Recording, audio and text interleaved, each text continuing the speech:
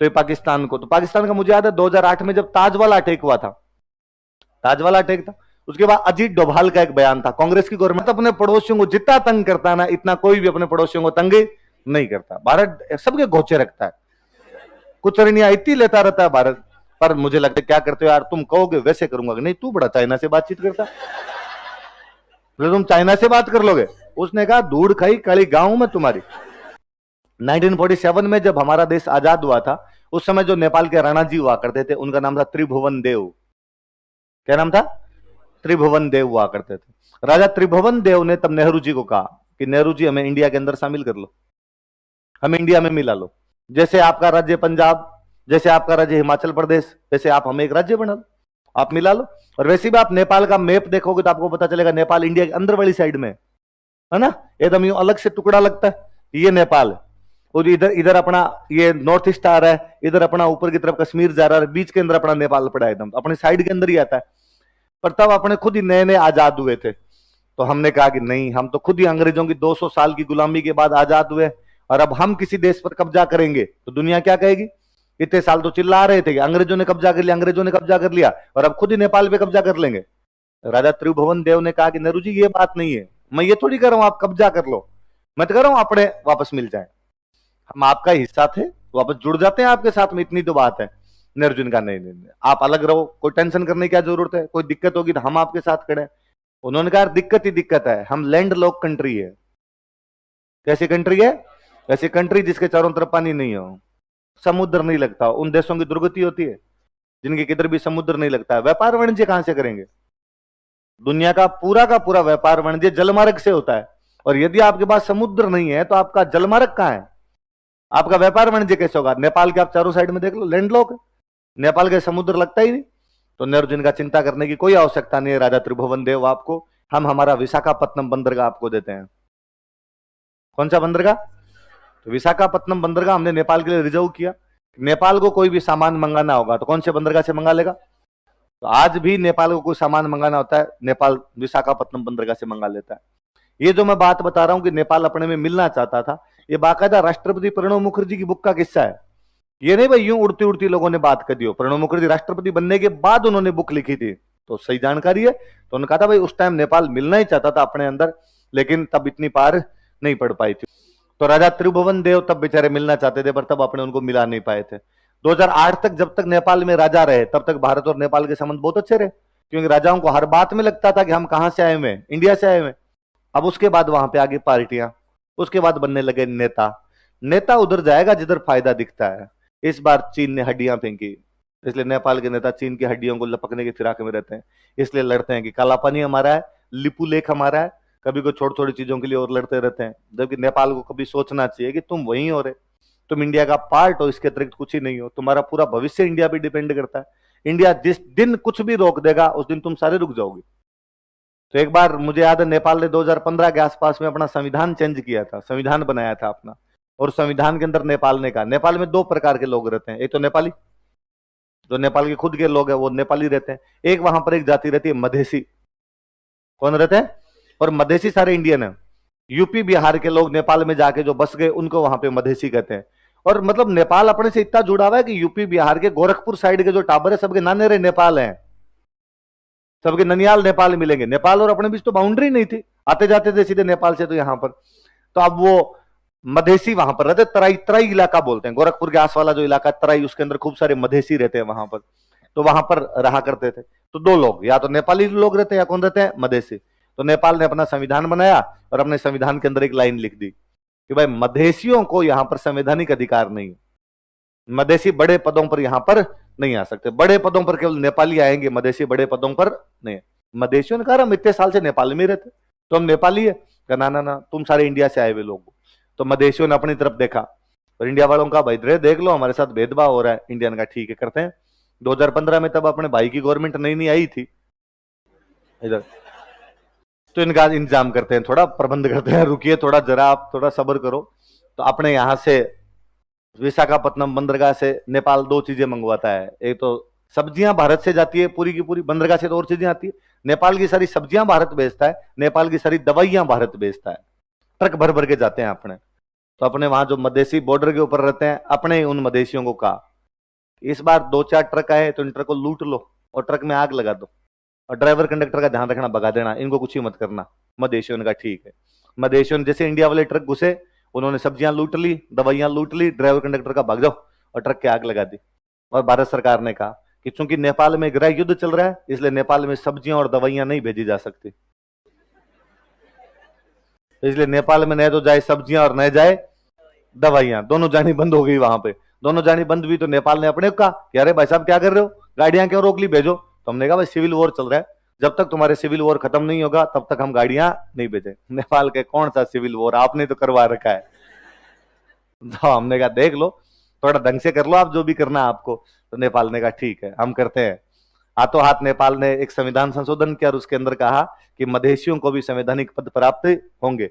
उधर नेपाल के टेलीविजन की न्यूज है कि नेपाल के संविधान में संशोधन और मधेसियों को भी उच्चतम पद प्राप्त किए होंगे। उसके 15 मिनट बाद अपने दूरदर्शन की न्यूज है नेपाल में गृह युद्ध समाप्त, अब दवाइयां और सब्जियां निर्बाध तरीके से भेजे जाएंगे। ऐसे कैसे कर लोगे यार, तुम नेपाल वाले हमें आंखें दिखाओगे, तुम्हारी इतनी औकात। 2008 में जब नेपाल में नई नई गवर्नमेंट बनी थी कम्युनिस्टों की, तो वहां राष्ट्रपति बने थे प्रचंड, पुष्प कमल दहल प्रचंड। तो प्रचंड नाम का एक बंदा बना था, वो थोड़ा चाइनीज माइंड सेट का, और उसने घोषणा की कि मैं पहली यात्रा चाइना की करूंगा। पहली यात्रा कहां की करूंगा, चाइना की। मैं तो इंडिया वालों ने कहा यार ये कोई तरीका थोड़ी है, इतने सालों से यार तुम इंडिया के साथ थे, पहली यात्रा चाइना की कैसे कर लोगे। तो नहीं नहीं हम पहली यात्रा, 2008 की बात है, हम पहली यात्रा चाइना की करेंगे। उसकी बेटी अपने दिल्ली पढ़ती थी, उसको बुलाया स्कूल वालों ने कि इधर आओ गुड़िया, तुम्हारे हाफ ईयरली की तैयारी कैसे चल रही है। कहा मैम अच्छी चल रही है, पर तुम्हारा तो हमने नाम काट दिया स्कूल से और रेड पेन और लगाया, दुनिया की किसी स्कूल में एडमिशन और नहीं देंगे हम। क्यों क्या हुआ, तो तुम्हारे पापा को फोन करो चाइना की यात्रा नहीं करनी। तो चाइना यात्रा रद्द करवा दी थी हमने, उसको बिठा कर रखा कि नहीं इसको नहीं छोड़ेंगे। उसको उधर उसको कहा प्रचंड को बोलो कि चाइना नहीं जाएगा। उधर प्रचंड ने बावड़ ने कहा नहीं जा रहा मैं तो। कहा उधर चाइना वालों ने कहा कि मेरे पेट दर्द है नहीं आ सकता मैं। चाइना वालों को उसने कहा कि मैं यात्रा बाद में करूंगा तुम्हारी, यार रुक जाओ एक बार। हमने वापस उसको भेजा, जाओ हॉस्टल जाओ, तुम्हारे तैयारी करो तुम आगे। एक दिन तक उसका नाम काट के रखा था हमने। तो भारत बड़ा बदमाश देश है। अक्सर भारत के लिए एक बात की जाती है कि भारत अपने पड़ोसियों के साथ बहुत अच्छे रिश्ते रखता है, ना भारत अपने पड़ोसियों को जितना तंग करता है ना, इतना कोई भी अपने पड़ोसियों को तंग नहीं करता। भारत सबके घोचे रखता है, कुछ रणियां इतनी लेता रहता है भारत। पर मुझे लगता है ऐसा करना चाहिए, कोई भी देश की विदेश नीति इसी प्रकार की होनी चाहिए कि पड़ोसी देश डरे हुए रहेंगे तभी आप शांति से रह पाएंगे, वरना पड़ोसी आपको डराएंगे। तो वो आपको डराए उससे पहले आप उनको डरा डरा के रखो। तो ये पाकिस्तान को, तो पाकिस्तान का मुझे याद है 2008 में जब ताज वाला अटैक हुआ था, ताज वाला अटैक था, उसके बाद अजीत डोभाल का एक बयान था, कांग्रेस की गवर्नमेंट थी तब, मनमोहन सिंह की, अजीत डोभाल का गवर्नमेंट था कि यदि इसके अब अगली बार पाकिस्तान ने हमारे नागरिकों पर इस प्रकार का कोई अटैक कर दिया, भाई वो तो सिविल अटैक है साफ साफ, ताज होटल को घेरा था उन्होंने, नागरिकों पर इस बार अटैक कर दिया तो हम पाकिस्तान के इतने टुकड़े करेंगे कि पाकिस्तान के समझ नहीं आएगा। और कर रखा हमने, बांग्लादेश हमने तो लग किया। पहले भाई पाकिस्तान दोनों थे, पाकिस्तान वही था, बांग्लादेशी किसमें था, पाकिस्तान। साफ साफ हमारा लग किया हुआ टुकड़ा। हमने बांग्लादेश वालों को कहा कि तुम आजादी का आंदोलन चलाओ, बांग्लादेश वालों का हमारी आजादी का आंदोलन है। हमारी आर्मी गई पाकिस्तान से लड़ी और बांग्लादेश को आजाद करवा दिया। और पाकिस्तान कब होगा ये पता नहीं, पर पाकिस्तान के भारत जब चाहेगा तब 4 टुकड़े कर देगा। सिंध अलग होगा, पंजाब अलग होगा, बलूचिस्तान अलग होगा, उत्तर पश्चिम सीमा प्रांत अलग होगा। पाकिस्तान का मतलब केवल और केवल पंजाब बचेगा, इसके अलावा पाकिस्तान का मतलब कुछ ही नहीं बचेगा। पर फिर भारत को गुरु नानक जी वाली बात याद आती है कि गुरु नानक जी एक बार एक गांव के अंदर गए थे, उस गांव के अंदर बहुत ही गंदे गंदे लोग रहते थे, जाते गुरु नानक जी को गालियां निकाली, आपस में लड़ा करते थे। गुरु नानक जी जब जाने लगे तो उन्होंने कहा कि आबाद रहो, कह रहे हो आबाद रहो, मतलब बैठे रहो आराम से। एक और गांव में गए, बेचारे भले लोग सेवा चाकरी करे, आपस में बहुत सज्जन तरीके से रहे। जाते टाइम गुरु नानक जी ने कहा कि बर्बाद हो जाओ। तो कोई चला मेरे जैसा साथ था, उसने कहा बाबा जी समझ नहीं आ रही बात, उन गंदे लोगों को आपने कहा आबाद रहो, इनको कहते हो बर्बाद हो जाओ। गुरु नानक जी ने कहा उनको मैं कह रहा था तुम यहीं रहो और कहीं मत चले जाना, इनको मैं कह रहा हूं तुम अलग अलग जगह जाओ ताकि तुम्हारी अच्छाइयां और जगह जाएगी, अच्छाइयां जाएगी, अलग अलग बिखरे हुए रहोगे तो दुनिया और भी अच्छी हो जाएगी। तो हम पाकिस्तान को वो आशीर्वाद देते हैं, आबाद रहो। हमें पता अभी एक बदमाशी कर रहा है, 4 बना देंगे तो बाद में ये कितने बदमाशी करेंगे, 4। क्योंकि इधर पंजाब से अगला जो बॉर्डर है, अपने पंजाब के अगला जो बॉर्डर है, इनकी फितरत ही है इनका काम ही लड़ाई टाइप का करना ही रहा है। तो उधर ये कबीले टाइप के लोग हैं, ये बाद में लड़ेंगे। अच्छा है तुम एक जगह पड़े रहो तो एक जगह पड़े, बाकी पाकिस्तान के भारत के जिस दिन जी में आएगी पाकिस्तान के टुकड़े कर लेगा। श्रीलंका, श्रीलंका के तो बापड़े की यह हालत है कि श्रीलंका में हम जब जी में आते हैं तब श्रीलंका को नचाते हैं। श्रीलंका तो मतलब मुझे लगता है श्रीलंका का राष्ट्रपति शाम को अपने भाई को फोन करके पूछता है कि आज दाल खा लूं आपको, तो ये सब्जी बनवाए, नहीं करे नहीं करे। श्रीलंका की हालत करके रखते हैं। तो श्रीलंका में बीच में एक राष्ट्रपति आया था महिंद्रा राजपक्षे, महिंद्रा राजपक्षे। तो महिंद्रा राजपक्षे मुझे याद है 2008 के आसपास महिंद्रा राजपक्षे ने बड़ा तंग किया हमें। और महिंद्रा राजपक्षे की दिल्ली की न्यूज होती, महिंद्रा राजपक्षे चीन के साथ बनाएंगे संबंधों को अच्छा, हम्बनटोटा बंदरगाह दिया जाएगा चीन को, चीन की कंपनियां करेगी श्रीलंका में निवेश, कहा कि भारत के साथ द्विपक्षीय संधि पर किया जाएगा पुनर्विचार। महिंद्रा राजपक्षे ने कहा मैं करूंगा चीन का दौरा, और हम बड़े तंग हो रखे थे एकदम इनसे। बाद 2015 के आसपास में श्रीलंका के अंदर चुनाव हुए, महिंद्रा राजपक्षे चुनाव लड़ रहे थे, पूरी दुनिया को पता था कि महिंद्रा राजपक्षे जीत जाएंगे, इजीली जीत जाएंगे। तब भारत एक गेम खेलता है वहां पर। महिंद्रा राजपक्षे का एक रक्षा मंत्री था जिसका नाम था मैत्रीपाल सिरिसेना। क्या नाम था? ईमानदार, हार्डकोर ईमानदार डिफेंस मिनिस्टर था उनका। और हमने मैत्रीपाल सिरिसेना को कहा कि मैत्रीपाल सिरिसेना तुम महिंद्रा राजपक्षे के सामने राष्ट्रपति का चुनाव लड़ लो, कब तक रक्षा मंत्री रहोगे रे? कभी खून नहीं खोलता तुम्हारा कि मैं राष्ट्रपति बनूं? मैत्रीपाल सिरिसेना ने कहा राष्ट्रपति बनने के लिए पैसे चाहिए, वोट चाहिए, मैं पैसे कहां से लाऊं, वोट कहां से दूं? हमने कहा हम खड़े हैं, तू तो लड़, चुनाव लड़। मैत्रीपाल सिरिसेना से भरवाया हमने उसके सामने कैंडिडेट सर कि महिंद्रा राजपक्षे के सामने कौन खड़ा होगा? मैत्रीपाल सिरिसेना। पैसे, हमने कहा हम खूब सारे पैसे देंगे। फिर उसकी जो पार्टी थी, राजपक्षे की पार्टी थी, उसको छोड़ के बाकी जितनी छोटी छोटी पार्टियां और हुआ करती थी उन सारी पार्टियों को हमने कहा कि तुम गठबंधन बनाओ, हम तुम्हें रुपए देंगे और सिरिसेना को तुम्हारा उम्मीदवार घोषित करो। फिर श्रीलंका में भी दो प्रकार के लोग रहते हैं, एक श्रीलंकन जिनको बोलते हैं सिंहली, क्या बोलते हैं? सिंहली। एक तमिल, अपने तमिलनाडु से गए हुए तमिल। हमने हमारे तमिलों को कहा कि तमिलों वोट सारे के सारे किसको देने हैं? सिरिसेना। और हमने सिरिसेना को जिता दिया। 2014-15 में श्रीलंका में चुनाव होते हैं, सिरिसेना उन चुनावों के अंदर वहां पर राष्ट्रपति बन जाता है। तो महिंद्रा राजपक्षे का हारते ही पहला बयान है, मेरी हार में भारत का हाथ है। और भारत की रो का एक अधिकारी यहां पर कोलंबो बैठा हुआ था, और जैसे ही मैं हारा हूं उसके बाद हाथों हाथ उसको दिल्ली वापस बुला लिया गया। तो हमने कहा कि देखो उसको तो रिटायरमेंट का दिन और तेरी हार का दिन एक ही था, तो हम क्या करें यार, उस आदमी को तो आना ही था, 60 साल उम्र हो गई, इस आदमी की उम्र को कम ज्यादा कैसे किया जा सकता है। उसके बाद राजपक्षे ने चुनाव लड़ा प्रधानमंत्री का, प्रधानमंत्री का चुनाव लड़ा था हमने। फिर हमारा एक बंदा सामने खड़ा किया, कुमार विक्रम सिंघे, और कुमार विक्रम सिंघे को प्रधानमंत्री जिताया, राजपक्षे को फिर प्रधानमंत्री हराया हमने। और फिर हमने राजपक्षे के बाद समाचार किया कि तेरे को हम पार्षद भी नहीं बनने देंगे, इसलिए तू खड़ा होना बंद कर दे। तो बेचारा राजपक्षे कहीं खड़ा ही नहीं होता था। 2019 में राजपक्षे दिल्ली आया, 20 दिन तक दिल्ली बैठा रहा, अपने सारे नेताओं के पैर पकड़े उसने कहा पॉलिटिकल कैरियर बर्बाद हो जाएगा मेरा, ऐसे क्या करते हो यार, तुम कहोगे वैसे करूंगा। नहीं, तू बड़ा चाइना से बातचीत करता, तो तुम चाइना से बात कर लोगे? उसने कहा धूड़ खाई काली गांव में तुम्हारी।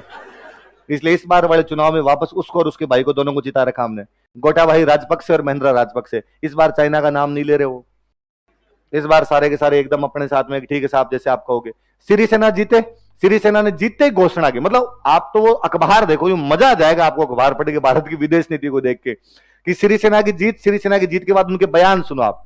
सिरिसेना ने कहा कि भारत के साथ संबंधों को किया जाएगा मजबूत, चीन ने जो भी निवेश किया उन कंपनियों का किया जाएगा पुनर्विचार, हम्बनटोटा बंदरगाह से चीनी कंपनी को वापस लौटाया जाएगा, भारत के साथ में संबंध और मजबूत किए जाएंगे, और सिरिसेना अपना पहला विदेशी दौरा भारत का करेंगे। तो सिरिसेना सबसे पहले विदेश दौरा ही करने कहां पर आए थे? भारत। तो विदेश दौरा करने नहीं आए, वो थैंक यू बोलने आए थे। तो सिरिसेना जब यहां पर दौरे पर आए हुए थे तो भाई को उनके स्वागत में भाषण देना था। भाई की अंग्रेजी मेरी तरह थोड़ी अच्छी है ना, तो टेलीप्रॉम्प्टर पे देख देख के बोलते, टेलीप्रॉम्प्टर होता है उस पर लगा होता है भाषण, तो उसको देख देख के आप बोलते रहते हो। तो कहा ठीक है देख देख के तो बोल लेंगे क्या है। तो भाषण लिखने वाले ने लिखा उसके अंदर की president Sirisena and Mrs Sirisena, तो मिसेज। अब भाई पढ़ रहा था उसको, श्रीलंकन प्रेसिडेंट सिरिसेना एंड, अब ये आते भाई भूल गए इसको क्या कहते हैं। तो भाई ने कहा कि Sri Lankan president Sirisena and MRS Sirisena, तो एमआरएस नहीं है वो मिसेज है। बोल दिया तो बोल दिया, भाई ने कहा अपने निकल गया तो निकल गया, कोई बड़ी बात नहीं है। तो सिरिसेना का पहला विदेश दौरा था, पहला दौरा ही अपने भारत करके गए थे। तो भारत मजेदार देश है, अपने पड़ोसियों में क्या करता रहता है? तंग करता रहता है, उन सबको रिचार्ज करके रखता है, थोड़े थोड़े दिनों के अंदर चूंटियां भरता रहता है उनके। ये बर्मा वर्मार बापड़े मुंह लटकाते रहते हैं अपने सामने एकदम।